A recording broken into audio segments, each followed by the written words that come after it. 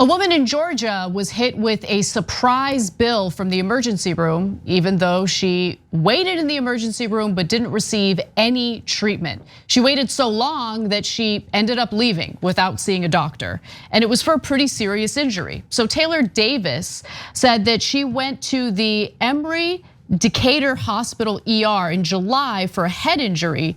She says, I sat there for 7 hours. There's no way I should be sitting in an emergency room for 7 hours, she said. Now, a couple of weeks after she went to the emergency room and did not receive any treatment, she got a surprise bill in the mail that was nearly $700. So she shared a screenshot of the bill for $688.35.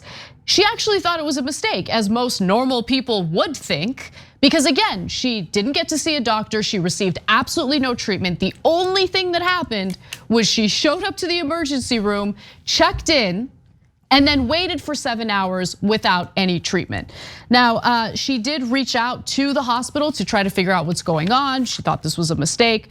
So I called them. And she said it's hospital protocol, even if you're just walking in and you're not seen, when you type in your social, that's it, you're gonna get charged regardless. An email sent to Davis by the hospital, the financial services employee, states you get charged before you are seen, not for being seen. Well, that doesn't make any sense. So apparently it makes a lot of sense because Georgia is not the only state that has this issue. In fact, Georgia isn't even the most expensive state in regard to what's referred to as an emergency room visit fee, right? That's tacked on to your emergency room bill, right? So most people don't notice it because most people will get treatment. But in that bill, baked in, is a fee just for showing up to the emergency room. The most expensive state for that emergency room visit fee is Florida. As CBS reports, Florida is the most expensive state for emergency room visits. Moderate severity ER patients are billed an average of $3,102 before insurance. Yeah, guys, this is unbearable. They're asking for a revolution, and not just a political one. I'm trying to keep it political. I want it to be political, but what insanity is this? This is total corporate rule, and they're crushing us to pieces. So let's break down what happened to her. First of all, you go to the emergency room, they don't treat you for 7 hours. They say we have a wonderful private system. Do we? That's our private care in America, where you wait for 7 hours and don't even get treatment when you went to an emergency room. So if there's government, you're gonna have big lines. We already have big lines. Yeah, we have big lines for a patient who has a head injury, which is pretty serious. She should get medical attention immediately, and she didn't. It's insane. All right, now, this is the most important part. They literally charged her $100 an hour for not treating her.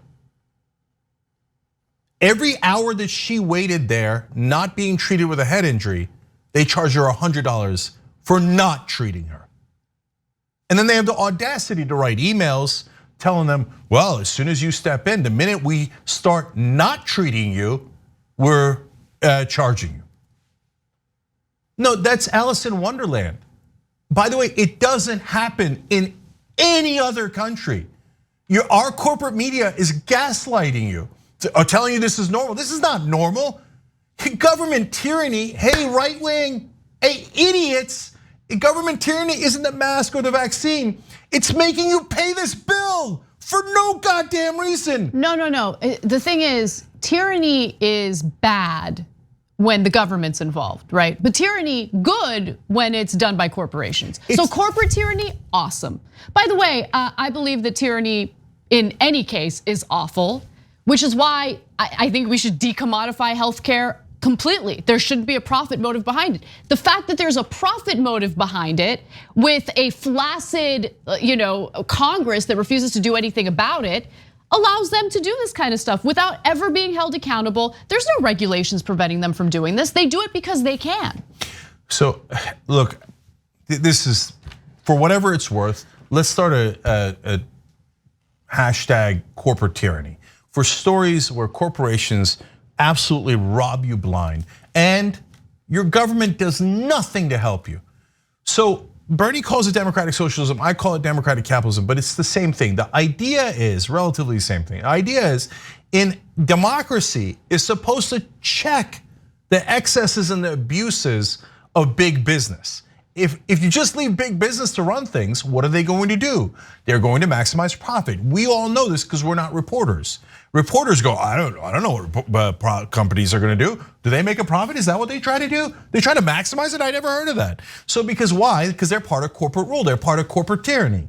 So they tell you, oh, it's normal for you to get robbed. You go to the emergency room to see a doctor, they rob you of $700. That's a literal robbery. They're saying you pay us $700. By the way, if you don't, eventually they say, oh, well, we put it transferred here, here, here. Now it's the government that you owe and we're putting you in jail because debtors' prisons are back. We explained that in another story. Okay, so guys, now we're all scared to death to go to the doctor. I talked to a friend of mine over the weekend. He's like, when I was getting my insurance, they explained to me how they can do surprise billing on me. So they're now just saying it.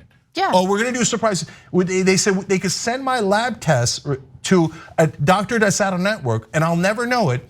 And then they'll charge me $2,000. And he said, I don't have $2,000. That's right. There's no transparency at all when you go visit the doctor, which is why so many Americans, even with insurance, don't go to the doctor to receive the preventative care that they need, right? So look, this is something that really should be talked about more because you look at a country like Cuba, right? Cuba, with all of the economic issues that it has as a result of the United States and its embargo, they're cut off. Cuba is considered a state sponsor of terrorism because of what the Trump administration labeled it as. So it's not just the United States that refuses to do trade or work with Cuba, it's the international community because they're terrified of retaliation from the United States. I give you that context because it's important. They don't have the resources that we have here in the United States, but they're so good about preventative care. You have doctors and nurses literally showing up to people's homes regularly to make sure everyone's okay because they know they can't afford for anyone to get ill to the point where they don't have the treatments necessary for these people, right? So the average life expectancy in Cuba, 78 years. You know what it is in the United States? 78 years. With all of our wealth, with all of our resources, with the top of the line medical treatment and care. But it doesn't matter if you can't afford it.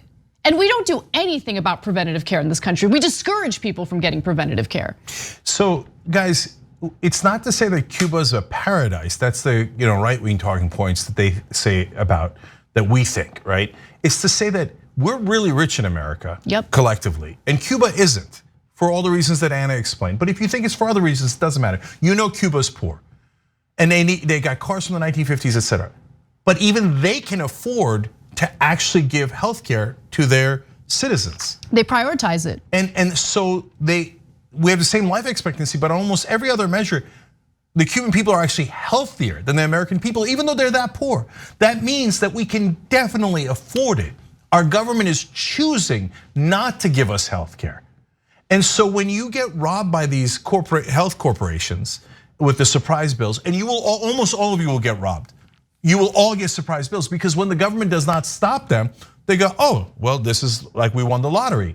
We're just gonna take $700 from you, $2,000 from you, $1,000 from you. We're just gonna rob all of you and the government's gonna let us. There are no rules, there's no refs. Why? Because they paid them bribes. We call them campaign contributions. And then they will send in their corporate media thugs to yell at you and tell you, what do you want to be like, Cuba? Oh my God, these guys, this is outrageous. No, you should all just pay whatever the corporations say and shut up about it. No, you don't deserve health care. We pay twice as much as every other developed nation, twice as much. Not 5% more, not 25% more, twice as much. And every one of those countries has better health care by every metric than we do. That means we got robbed of an extra amount of money. That whole second amount, we got 100% robbed by corporations and the corrupt politicians that they bribed. That's what America is. Thanks for watching The Young Turks, really appreciate it. Another way to show support is through YouTube memberships. You'll get to interact with us more. There's live chat emojis, badges. You've got emojis of me, Anna, John, JR. So those are super fun. But you also get playback of our exclusive member-only shows and specials right after they air. So all of that, all you gotta do is click that join button right underneath the video. Thank you.